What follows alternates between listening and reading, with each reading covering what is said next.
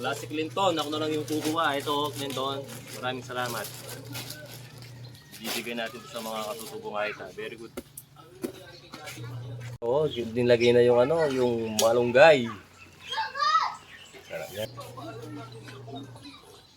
Habang hinihintay ko si Clinton yung magbibigay ng damit. Ito, pinagluto ko ni paring Edson. Pinakbet. At saka yung tuyo kanina. Malangaw. Nakatakip na. Ayan, nakatakip dyan. Kung gusto nyo mga construction supply kay Boss Edson. May ano yan, may hollow block na rin kaya pare. Hollow block tracking. Hollow block tracking. Buhangin na. Buhangin sa hollow block. Pwede kayong mag-PM sa kanya. Kaya mag-PM kayo sa akin kung gusto nyo magpatambak, mga hollow blocks. Kailangan nyo. Ayan, si paring Edson. Marami yan.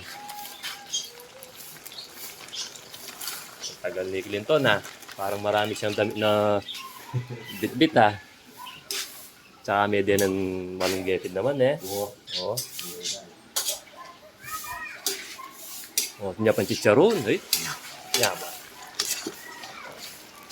Nandito ako sa bukid ngayon. Yung mga kamag-anak natin to.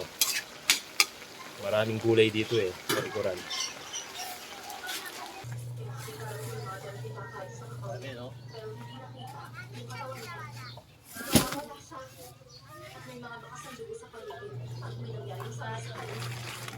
Thank you.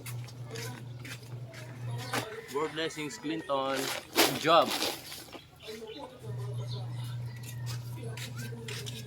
Turuan ko na siyang magluto habang nagtatanggal siya ng ano, yung daon ng malunggay.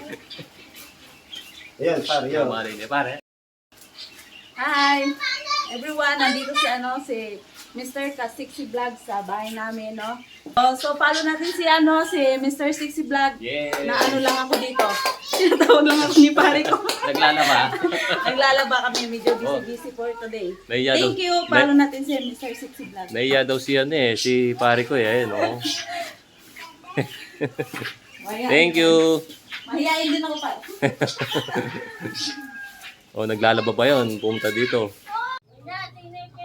Ito na guys yung yung mga damit. Kaso wala, nagtrabaho yata yung nagbigay, kaya ako na lang yung pumunta. Si Clinton, maraming salamat sa iyo, more blessings.